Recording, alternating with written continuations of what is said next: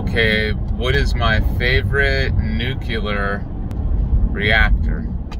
My favorite nuclear reactor is the Sapphire Project nuclear reactor because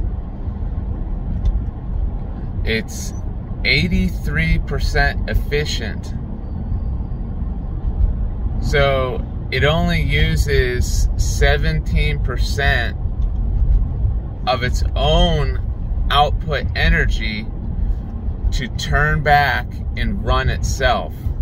And it's an electric reactor, and because it's an electric reactor, it puts shielding around the nuclear reaction, so there's no nuclear side effects at all, like none. Like you can like put it in somebody's house or something like that. There's not going to be any radiation that escapes from it in any way. And you could actually get nuclear waste and then burn it in the electric reactor, and it'll actually get rid of nuclear waste. So I think that is the most awesome. It's like the most efficient reactor made to date, and it actually eats or gets rid of nuclear waste. So like you can burn like all this nuclear waste from these other reactors that they produce. It'll burn it and get rid of it. So like that's my favorite nuclear reactor. My second favorite nuclear reactor is a thorium reactor. A thorium reactor is really, it's really radioactive.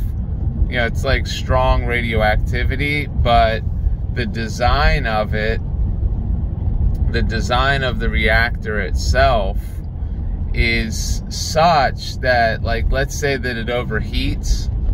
Well, when it overheats, they have a freeze plug at the bottom of it, and in the act of overheating, it will melt the freeze plug and then drain the reactor out into a separate tank, and it stops the reaction.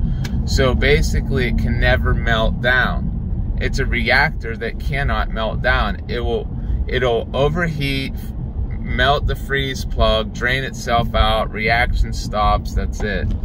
So it's like a very simple design, and it doesn't need water. You don't need like a water source like a uranium reactor. They're always by like a river or a body of water.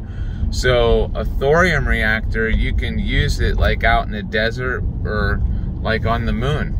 You know, you don't really need a water source for it. So I really like thorium reactors, and they use 100% of the thorium because thorium is a liquid salt. So because it's a liquid, it all mixes and they use all of it. See, now the uranium reactors, they're made out of these hard pellets, and I hate uranium reactors because they only use like 1/2 of 1% of the pellet before they start cracking from xenon gas. So like the xenon gas will make it crack and crumble and fall apart. So they can only use that, you know, 1/2 of 1%. And you got to remember, uranium is like the price of gold. So basically you're burning gold, and then you're only using 1/2 of 1% of it before you gotta go and like exchange it out. So it's like really, really expensive. Like they're just burning gold, you know, and only using a little bit of it. But with the thorium reactor, the thorium's a liquid salt and all of it melts. And thorium, by the way, is like one of the most abundant elements on the earth. It's what actually heats the center of the earth. Like the breakdown of thorium is what causes the center of the earth to get hot and volcanoes and stuff like that. That's what's producing it. So it's completely natural, thorium. and it's in every square yard of Earth. You can find like thorium like everywhere, but it's totally abundant. There's like no reason, like we would never run out of this stuff.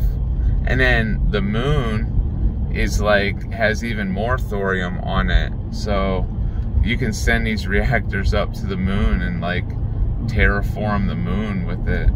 You could terraform the Earth with these things. That's what some people were thinking, but they're 200 times more efficient than the current uranium reactors.